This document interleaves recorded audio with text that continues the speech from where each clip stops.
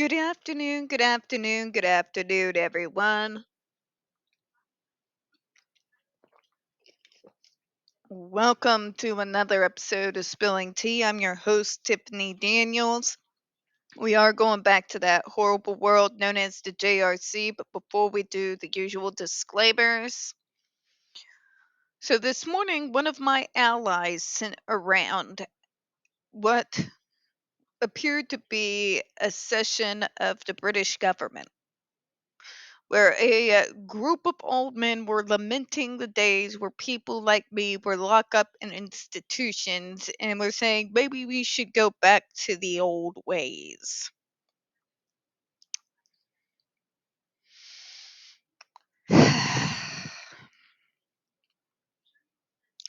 When I say that there are dinosaurs about that want to drag us kicking and screaming all the way back to the 1950s, this is what I'm talking about. These are the types of individuals that allow places like the JRC to continue even after 6 kids have ended up dead at their hands because they don't want to see us, they don't want to deal with us, and there's probably a good chunk of them that don't wish that we were ever born in the first place. I bring it up most days, I don't care. But every once in a while, that irrational, bigoted, and might I say, absolutely stupid and brain dead hate begins to eat at you. You know, one of the ways that I help in regards to not letting it eat at me is it exposing it for the evil that it is. Okay? These are the types of individuals that believe autistic people don't know how to read and are essentially animals and treat us accordingly. And they want the rest of the world to treat us accordingly also. These are the people we are up against when we try to close places like the JRC, like Agape Boarding School for Boys, like Cannon Cook Camp. Okay? They literally hate us for daring to be born. They get even more angry when we raise our voices and speak and fight for our own rights. I'm never going to shut up. Not on the evils of ABA, not of the evils of JRC, not on the evils of Agape at every single place like it and every single dinosaur that hates my very existence. Because even though sometimes it gets to you and it hurts, what can I say? I'm a fighter. I've always been a fighter. And I will fight those bastards until, hell freezes over. The cat is out of the bag. And no matter how much these dinosaurs lament the days of institutions, we are never going back there. To put it bluntly, we'll go back there over my dead body. All right, to the disclaimers, folks. If you are unfamiliar with the Stop the Shocks campaign or the campaign against the troubled teen industry, you're going to find all the pertinent links right there in the description box. Please, in particular, take note of the article written by NeuroClastic, a small non-for-profit started by autistics for autistics. In it, they interviewed over 900 ABA professionals in regards to the JRC's so-called behavior modification program. The Judge Rotenberg Educational Center doesn't want you to read that article so much. They threatened NeuroClastic with a defamation lawsuit if they did not remove it from the website. NeuroClastic has refused, so you know the drill, folks. Please read that article, share it on all your social media. Also included is NeuroClastic's public statement in regards to the defamation lawsuit threat, as well as a link to their GoFundMe. We are crowdfunding just in case the JRC sees through with their threat. Trigger warning. Number 1. When we discuss places like the Judge Rotenberg Educational Center or Agape Boarding School for Boys, you're going to hear vivid descriptions of and catch clips of surveillance footage of people with mental health issues and disabled people being tortured and abused. If you got young children present, please make sure to go ahead and utilize the headphones. Trigger warning 2. This channel is marked not for kids for a reason. We use profanity on occasion and speak on dark subjects. If your child is 16 and younger and they are watching this, very obviously parental supervision is advised. Again, I apologize for my appearance. I just got done cleaning the bathroom and that was a special level chore. And let's face it, folks, unless I'm going somewhere, I don't really feel the need to put on the makeup, put on the clothes, and put on that mask that turns me into the doll. So,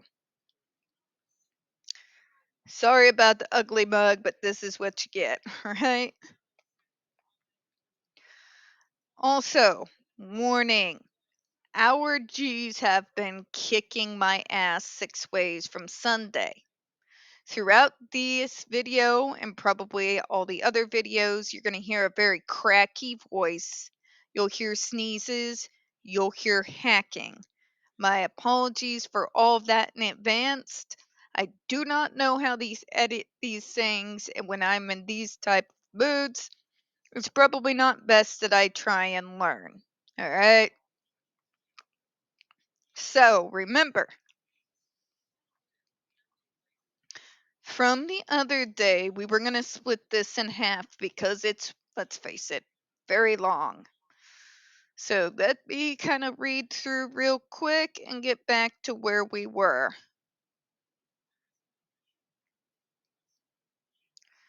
All right.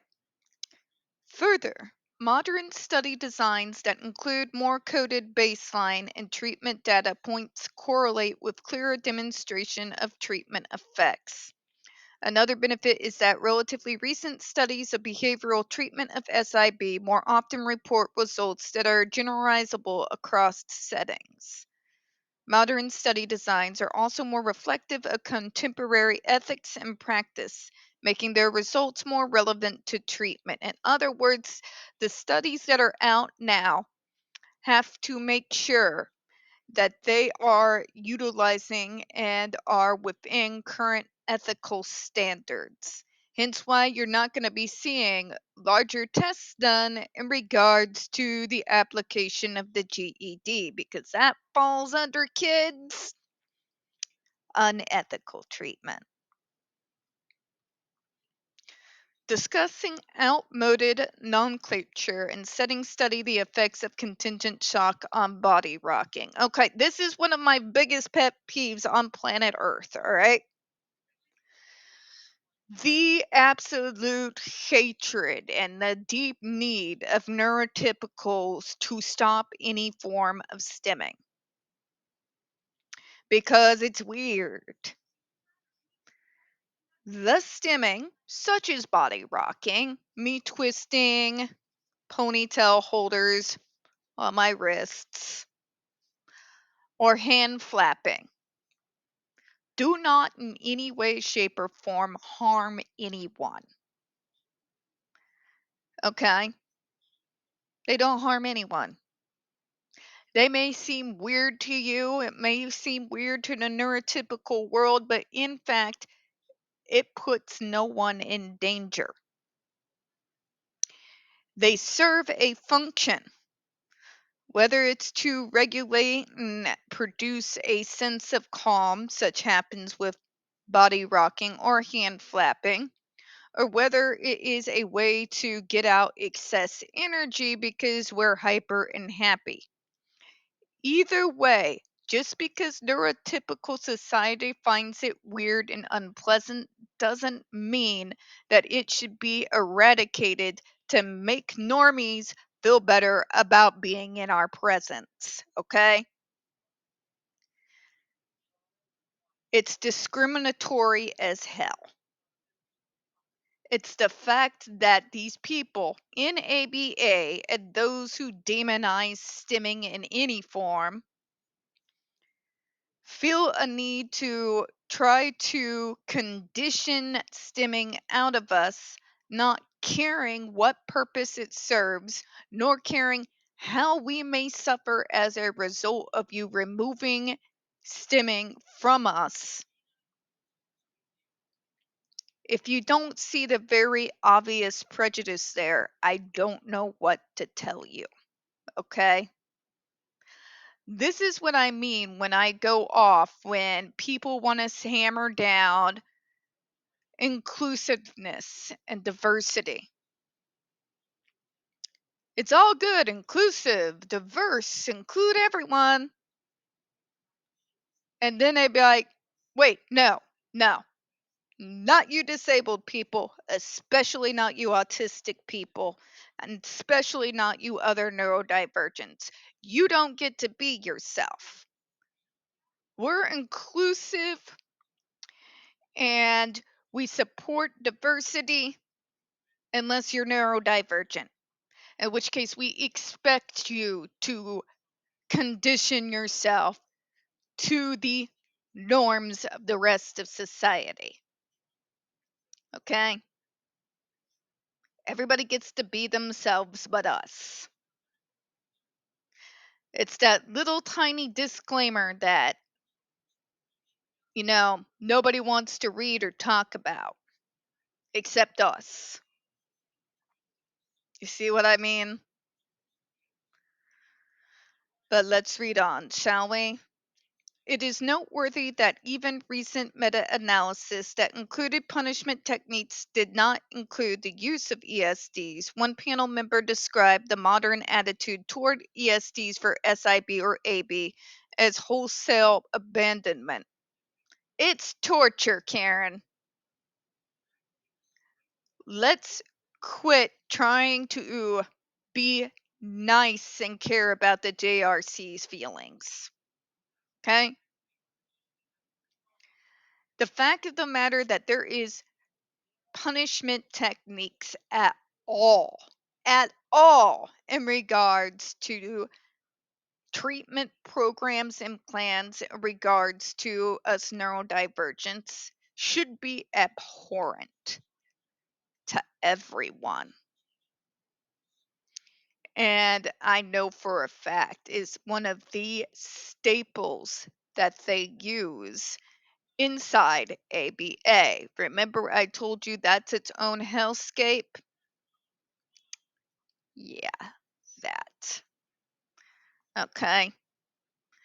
The concept of using punishment at all towards us in regards to something that is coming not from our own free will necessarily, but because of what we are, instead of doing the bare minimum, getting that assessment done, the full functional behavioral assessment, finding out what purpose such behavior may serve, figuring out where that behavior is coming from, and treating it accordingly should be abhorrent to everyone. But here we are. That is why people like me are so strongly trying to push out the antiquated ideas that come from ABA that basically see us essentially as subhuman, that we must be trained on how to be human. I wish I was kidding, but I'm not. Okay? And the fact that if we are not acting in a capacity that is their comfortable idea of what normal looks like, then it is okay to perform any form of punishment techniques. It should infuriate you. Okay? It should absolutely boil your blood. Okay? Especially when being used in regards to behaviors that do not threaten anyone. But let's read on, shall we? To summarize the advantages of more recent data, the quality and quantity of the available data tend to be higher. They tend to show clearer effects, and corresponding refinement in techniques lead to greater treatment success. Remember, their idea of success and mine are entirely alien from one another. My idea of success is getting the parts that actually is harmful towards myself or others down to a baseline so that I am able to function, contribute, and move within society. That is my idea of success. The medical model's idea of success is that they cannot, by looking at us, be able to tell the difference between me and a neurotypical standing next to me. Okay? These are not the same things. All right? Just want to clarify because eventually I do plan, hopefully, to go over that in depth at some, you know, tomorrow, mainly because I have no time. So I kind of went off on a tangent there, but let's get back to what they're saying here. When they're talking about is treatment programs and plans that are being based off of a full behavioral assessment haven't been conducted. And plans and treatment programs, whether they're extremely wrong or in my case, extremely right, that is developed from there. When you have a baseline, then you have something to measure from because you can look at that full functional assessment and see where they were, where the treatment began, and be able to know progress along the way on the problem areas that were found during that assessment, which means the data is more likely to be accurate than someone who's playing Russian roulette with treatment.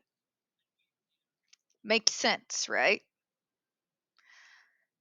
You're going to give more weight to something that can actually show measured success, starting from the baseline that is determined during that full functional behavioral assessment being done, from when the different treatment programs, techniques, and everything begin to be used.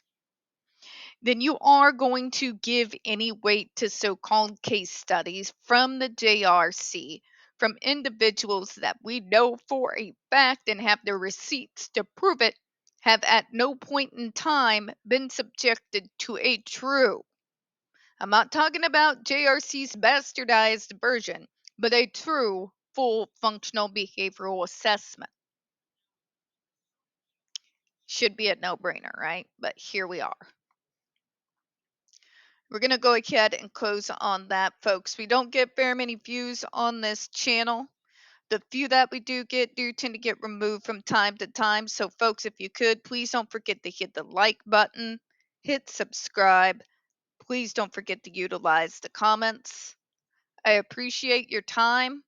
And as always, folks, we here at Spilling Tea hope you have a good one. I'll see you in a few minutes.